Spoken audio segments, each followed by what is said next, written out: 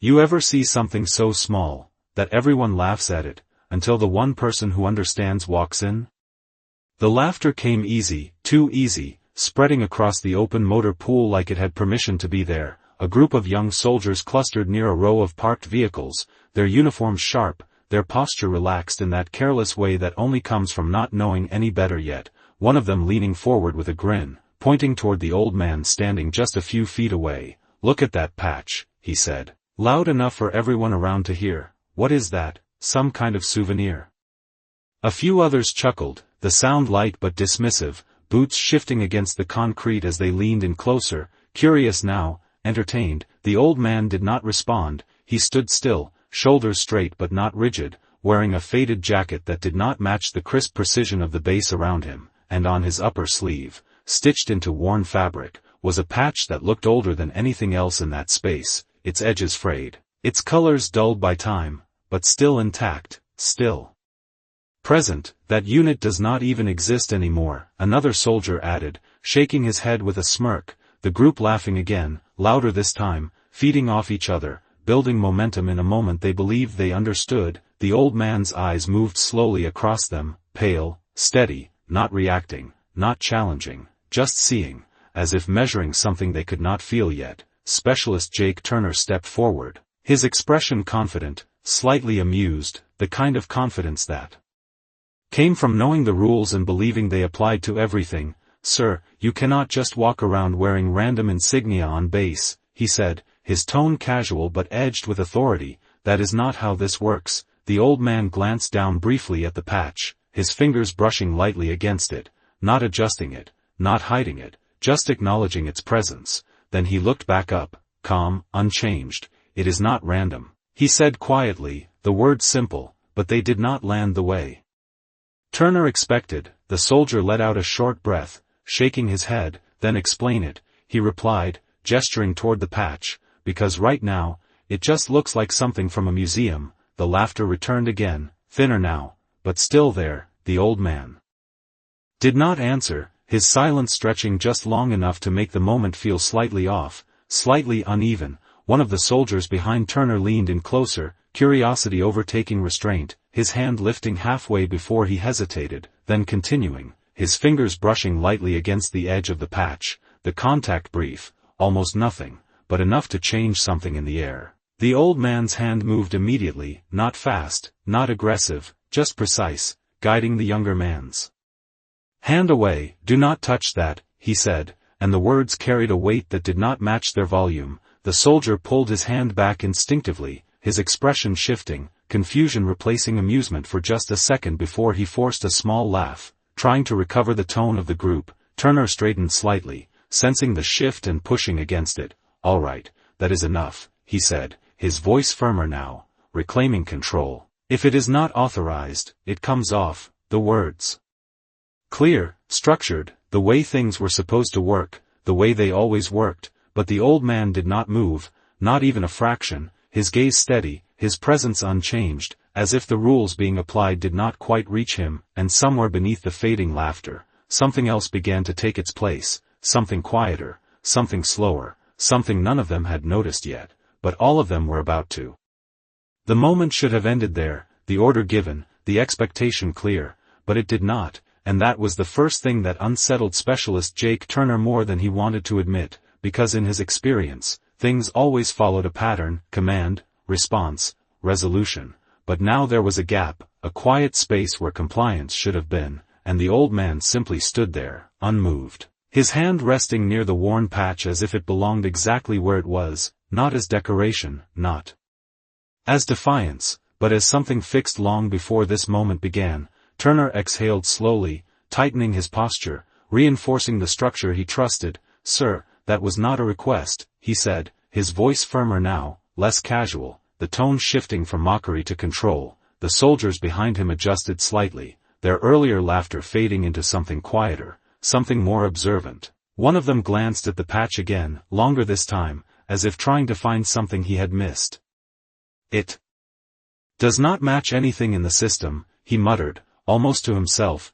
The old man's eyes moved briefly toward him, then back to Turner, steady, unbothered. "That is because you are not meant to recognize it," he said, and the words landed differently than anything before, not defensive, not proud, just certain. Turner frowned slightly, irritation mixing with something else he could not quite place. Everything on this base is recognized, he replied quickly, stepping half a pace closer. Closing the distance again. If it is real, it is in the system. A few of the soldiers nodded, clinging to the logic they understood, the framework that made sense, but the old man did not react, his stillness holding, as if the rules being spoken did not apply in the way they thought they did. The air shifted again, subtle, almost unnoticeable, a distant radio cutting off mid-sentence somewhere across the motor pool, the low hum of an engine pausing for just a fraction longer than normal. Small things, easy to ignore, and Turner did ignore them, because his focus was fixed, his authority now fully engaged. Remove it, he repeated, the words sharper, final, the kind that left no room for interpretation, and for a moment, the yard seemed to hold its breath, waiting for the expected response, but the old man did not move, not even a slight adjustment, his gaze steady, his presence grounded in something that did not shift under pressure, and when he spoke again, his voice remained calm, unchanged. Then you should call someone who remembers. The sentence cut clean through the moment, not loud, not aggressive, but precise, and it did something Turner was not prepared for. It redirected the authority he was trying to enforce, not challenging it, but placing it somewhere else, somewhere higher. The soldiers behind him shifted again, this time not in amusement, but in uncertainty. One of them glanced toward the operations building in the distance, then back, as if expecting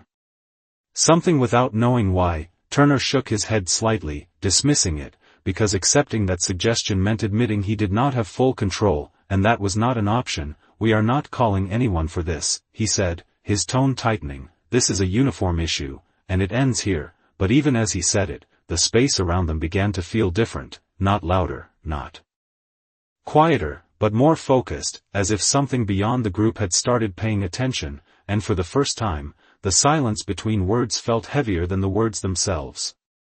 The refusal did not break the moment, it deepened it, and Specialist Jake Turner felt it settle in a way he could not push aside this time. The structure he relied on still standing, but no longer holding the same weight. His jaw tightened slightly as he took another step forward, closing the gap until he stood just within reach. You are out of line, he said, his voice controlled, but sharper now, carrying the edge of someone trying to force the situation back into order. The soldiers behind him straightened instinctively, their earlier confidence replaced by a quiet tension that none of them wanted to acknowledge. One of them shifted his weight, boots scraping lightly against the concrete, the sound small but noticeable in the growing silence. The old man did not react, his gaze steady, his posture unchanged, as if the pressure building around him did not apply in the same way, and that was what made it worse. Not defiance, not resistance, but the absence of both. If it is not recognized, it does not belong here,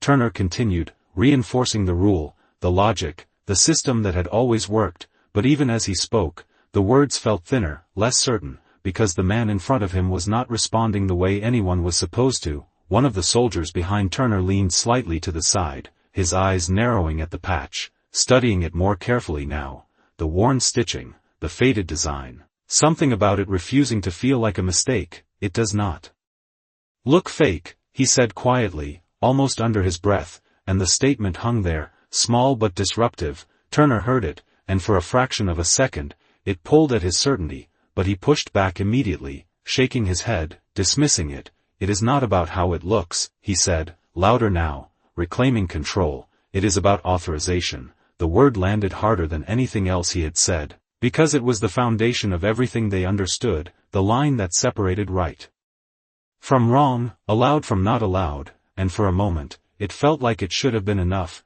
The old man's hand moved again, slow, deliberate, his fingers brushing the edge of the patch, not protecting it, not hiding it, just acknowledging it, as if it carried something beyond the fabric itself. Then he looked back up at Turner, his voice calm, unchanged. You are asking the wrong system, he said, and the sentence did not raise, did not challenge, but it shifted something deeper than any argument could. Turner blinked, the words not fitting into the framework he was holding on to. There is only one system, he replied quickly, but even as he said it, the world around him began to disagree, subtle at first, a radio transmission cutting off mid-call somewhere behind them, the distant hum of engines faltering for a brief second before resuming, small inconsistencies, easy to ignore, but they began to stack, one on top of another, creating a pattern that Brooks, standing off to the side, recognized immediately. His hand moving toward his radio without hesitation, his posture tightening as he keyed in, his voice low, controlled. "Control, this is Brooks, I need a quick verification on a unit patch," he said, his eyes fixed on the old man. "Stand by," came the response, routine at first, but something shifted halfway through, the tone tightening, sharpening, and Brooks felt it settle in his chest, that familiar shift from normal to something else, something important. He did not speak again, he did not need to, because the moment had already begun to move beyond the control of anyone standing in that yard, and back in front of him. Turner held his ground, unaware that the authority he was relying on had just started to look somewhere else. The shift was no longer subtle, it had crossed a threshold that could not be ignored, and Staff Sergeant Brooks felt it clearly now through the radio pressed close to his ear, the voice on the other end no longer routine, no longer relaxed. "Say again the description," it said, sharper this time, controlled but urgent beneath the surface. Brooks did not hesitate, his eyes still fixed on the old man standing motionless in the center of the yard, worn shoulder patch, faded insignia, unidentified. "Unit," he replied, steady, precise. There was a brief pause, not static, not confusion, but recognition forming, then the response came back lower, tighter, "Stand by," and in that moment, Brooks knew, not because of what was said, but because of how it was said, that this had just become something else entirely. Back in front of him, Specialist Jake Turner was still holding his ground, but the certainty behind his posture had begun to crack, subtle at first, a slight hesitation in his stance, a fraction too long before he spoke again. "This is your final warning," he said, but the words no longer carried the same weight, because something beyond him had already started to move. The soldiers behind him felt it too, even if they could not explain it, their eyes drifting away from the patch for the first time, glancing toward the operations building, toward the distant radio tower, toward anything that might explain the change in the air. One of them swallowed quietly, the sound small but sharp in the silence. The old man remained exactly as he had been, his presence steady, his hand resting near the patch, as if it required no defense, no explanation, because whatever it meant had already been understood somewhere else. Somewhere higher. Turner exhaled slowly, forcing his voice back into control. "If it is not recognized, it comes off," he repeated, but even as he said it, the words felt hollow, disconnected from the reality forming around him. Brooks lowered his radio slightly, his posture straightening, his expression tightening, not in confusion, but in confirmation, because the voice had returned, quieter now, but unmistakably different. "Who is with him?" it asked, and Brooks answered immediately. "Multiple trainees, one acting lead." Another pause, shorter this time, then the words that shifted everything into place. "Hold position."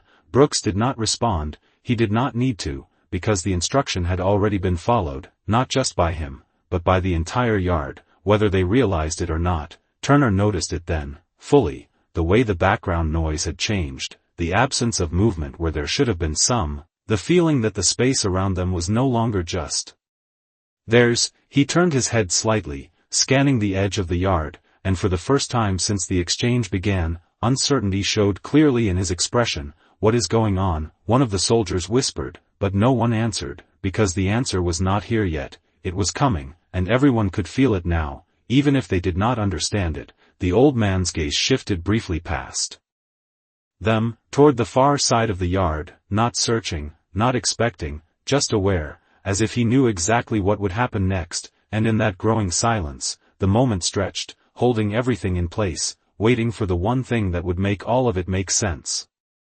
The quiet was now overwhelming, a deep and still silence that pressed against the edges of everything, and as the old veteran stood unmoved, the recruits behind Specialist Jake Turner felt the weight of it more than they wanted to admit. They had heard the commanding officer's voice over the radio, soft and authoritative, but the shift was subtle, almost imperceptible, and yet, it was enough to make the air feel heavier. Turner's posture stiffened, his fingers instinctively tapping against the fabric of his uniform as his mind worked through the confusion that he could not fully control. The patch had been questioned, ridiculed, but now, as the air around them grew stiller, it was becoming clear that this moment was moving beyond him, beyond any of them. Staff Sergeant Brooks, standing off to the side, no longer held the same casual demeanor he had moments earlier. His eyes, usually sharp and focused on the present, now seemed distant, calculating, as if weighing something far more significant than the small confrontation that had started it all. Turner's mouth tightened, his brow furrowing as he felt the unease creep up his spine, something shifting in the tension between him and the veteran, and more importantly, between him and the rest of the base. He wanted to maintain control, to enforce the rules that were so clear and simple, but now those rules felt irrelevant in the face of something much larger. The old veteran's quiet presence, the simple patch on his sleeve, was doing something none of them had expected, reminding them that there was a bigger picture, something invisible that still held weight in the world they lived in. The seconds ticked by, each one stretching longer than the last, and as Turner turned slightly to glance over his shoulder, he saw the soldiers behind him no longer laughing, no longer joking, but standing quietly, their faces filled with confusion and curiosity, unsure of what had shifted but sensing that it was something they needed to understand. One of them, a young recruit, shifted his weight nervously, his eyes flickering between the veteran and the others, as if waiting for someone to tell him what to do. Turner stepped forward again, his voice a little less certain. "This is a uniform issue, and it is going to be handled," he said, but the words were hollow now, the weight behind them faltering with each passing second. The commanding officer's radio crackled again, but this time, it wasn't the usual response. It was a single word, said with complete clarity, "Confirmed." The shift was immediate, the realization settling into Turner's chest with a cold, undeniable certainty. He turned back to face the old man, who still stood perfectly still, watching him with those pale blue eyes that seemed to pierce through him, as if the old veteran had known this moment was coming all along. A voice, deeper now, filled with an authority that Turner could not ignore, came from behind him. The commanding officer had arrived, stepping forward with the kind of presence that made everything else around him feel distant. Turner felt his throat tighten as the commanding officer's gaze shifted from the veteran to him, the weight of the old veteran's presence suddenly making sense. "What is the problem here?" The question was not loud, but it cut through the air like a blade, and for the first time since this had started, Turner felt completely unprepared. He wanted to speak, to explain, but the words seemed to escape him as the commanding officer's eyes briefly lingered on the veteran's patch. Without another word, the commanding officer stepped forward, moving with the calm precision of someone who had seen this before, his eyes never leaving the old man. And in that brief moment of silence, the base held its breath, waiting for the inevitable shift that was coming, a shift that no one, not even Turner, had fully understood until now. The commanding officer did not immediately address Specialist Jake Turner, his eyes scanning the veteran's patch once more before locking onto Turner with an unwavering gaze, a subtle shift in the air that none of the soldiers could ignore. The radio crackled briefly, but the words that came through were not the usual formalities, they were sharp, decisive, unit identification confirmed. Turner's breath caught in his chest, a fleeting moment of confusion crossing his face, but before he could process what was happening, the commanding officer's voice cut through the silence.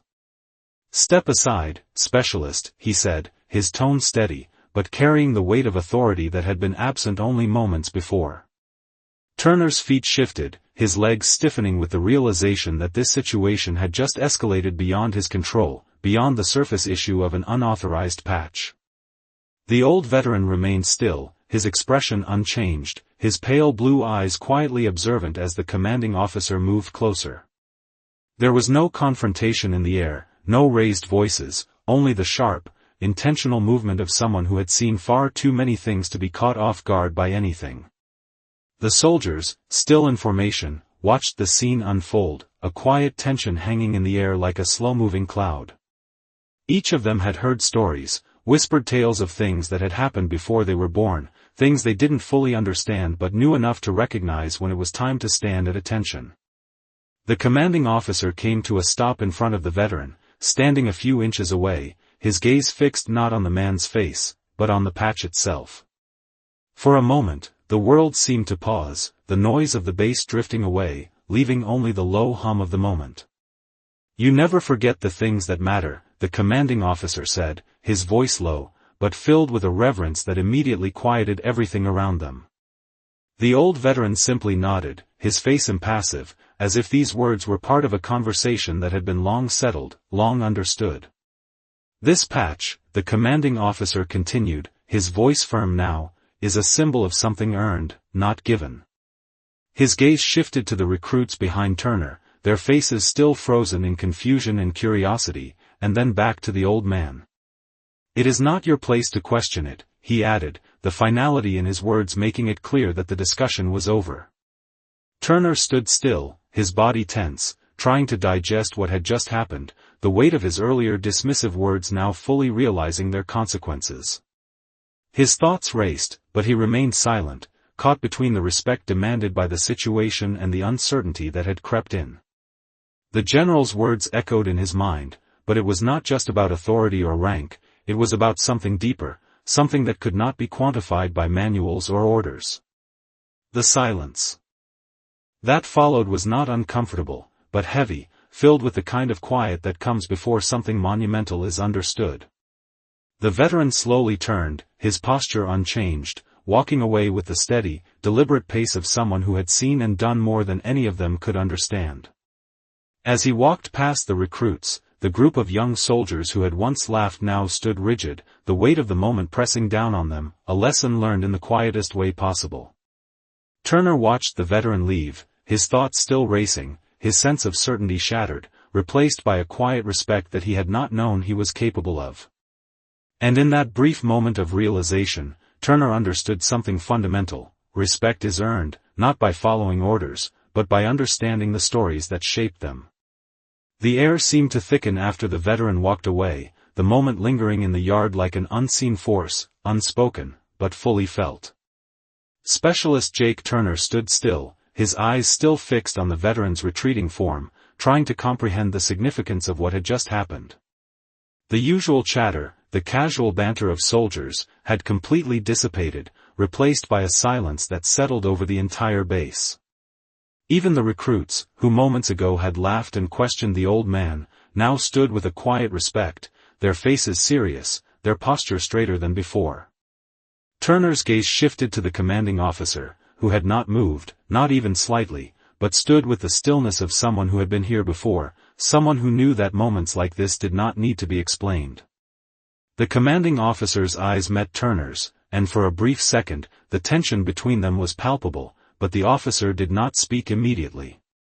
Instead, he looked out across the yard, taking in the recruits, the patch still faintly visible on the old man's uniform as he walked out of view. Finally, the officer broke the silence. "You've seen it now," he said, his voice calm, but it carried the weight of a lesson learned, one that would not be forgotten. Turner swallowed, his throat dry. "Sir, I don't understand," he said, his voice quieter now, no longer as certain as it had been before. The commanding officer glanced back at him, his expression neutral, but there was something in his eyes, something that Turner could not quite read. "That patch," the officer began, his tone steady, "represents more than just an old unit. It represents years of service, of sacrifice, of things you can't measure with rank or regulation. And more importantly, it represents something that is earned, not given." Turner's brow furrowed slightly as he processed the words, but the officer continued before he could speak. "You see, not everything on this base can be found in the manuals or the system. Some things, some people, have histories that go beyond what you can find on paper," he said, his voice softer now, almost reflective. Turner nodded slowly, trying to grasp what the officer was saying, but he still felt the weight of his confusion. "So what do we do with that?" he asked, his voice tinged with uncertainty. The officer paused for a moment before answering.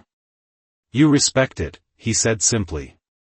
"You acknowledge that there are things in this world that cannot be quantified by systems and rules. There are people who have done more, seen more, and been through more than you can imagine. And you owe them that respect, even if you don't understand it right away." Turner took a deep breath, his eyes still on the ground as he thought about the officer's words. He felt a sense of realization settling in, a quiet understanding beginning to take shape, one that did not need words to be fully understood. The commanding officer's gaze softened as he looked back at the recruits. "It's not always about following orders, specialist," he said. "Sometimes, it's about recognizing what's right, even when it doesn't fit into what you've been told." Turner nodded slowly, the weight of the lesson settling over him, and for the first time since the situation began, he felt the gravity of what had just happened. The silence remained, but it was different now. It wasn't uncomfortable. It wasn't tense. It was respectful, earned, and understood, even without being spoken aloud. The silence lingered for a long time, heavy, as if the entire base had collectively held its breath. The old veteran had walked off, his presence still felt in the stillness of the air, and even though the recruits were standing, perfectly aligned, the absence of their earlier tension left a strange weight behind. Specialist Jake Turner could still feel the moment pressing against his chest, that small, quiet exchange between the old veteran and the commanding officer, and he couldn't shake the feeling that something had shifted, something that he could not put into words. The commanding officer stood at the center of the formation, his back straight, his eyes scanning the group, but Turner couldn't help but notice that the officer's gaze kept drifting back toward the veteran's retreating form. Turner shifted his weight from one foot to the other, uncomfortable with the silence that was beginning to stretch too long. The other recruits seemed to feel it too, their eyes shifting between each other, unsure of what to do next. The commanding officer broke the silence, his voice low and firm. "You will remember this," he said. The words were not a threat, not a command, but a statement of fact. Turner felt his chest tighten as he processed it, the weight of the officer's words settling in a way he hadn't expected. The officer turned to face the group fully, his expression still stern, but there was something behind it now, something that hinted at a deeper understanding.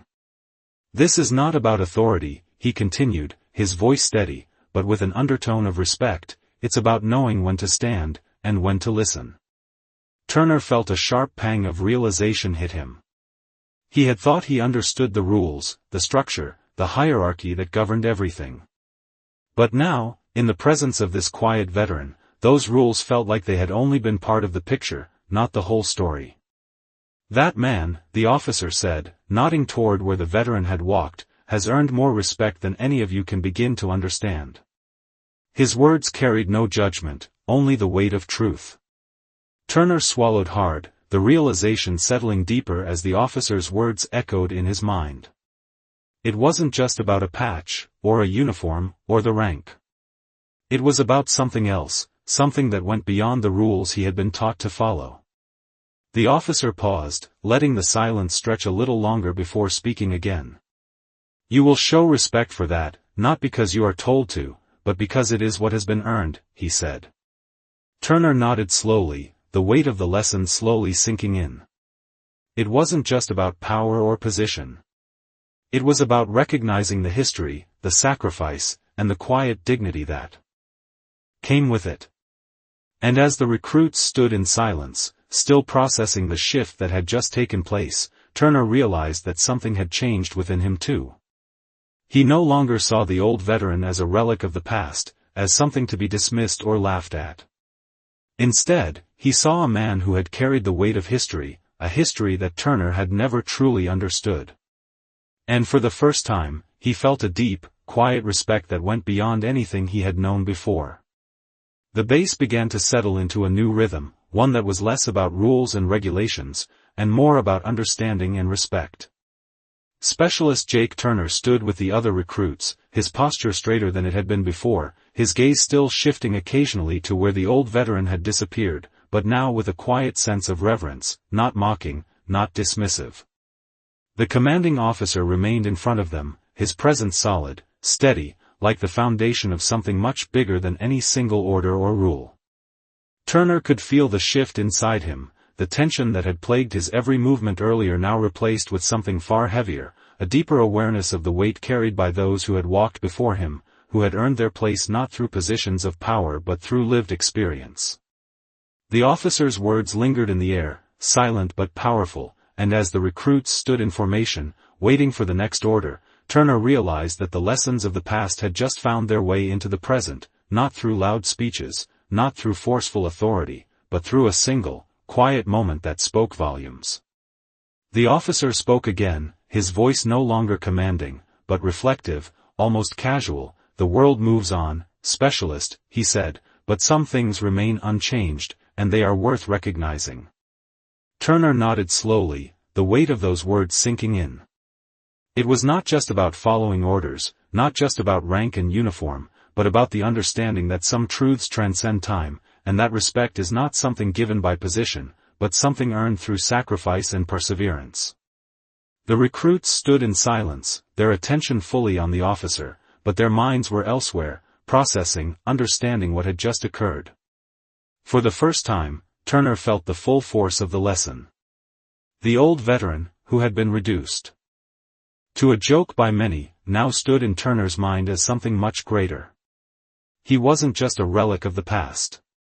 He was a symbol of something that still held meaning, something that still mattered. The officer turned, signaling for the recruits to fall in line, and as Turner moved with the others, his steps felt heavier, but not from burden. It was a step forward, a step toward understanding, a step toward something deeper than just the surface of the uniform or the rules they were taught to follow. The silence that had descended upon the yard was now a shared understanding, a respect that had been earned without words, without force, and as Turner moved with the rest, he knew that nothing would be the same again. He had seen it, truly seen it now, and for the first time, he understood the weight of the patch the old veteran had worn, and the truth it carried with it.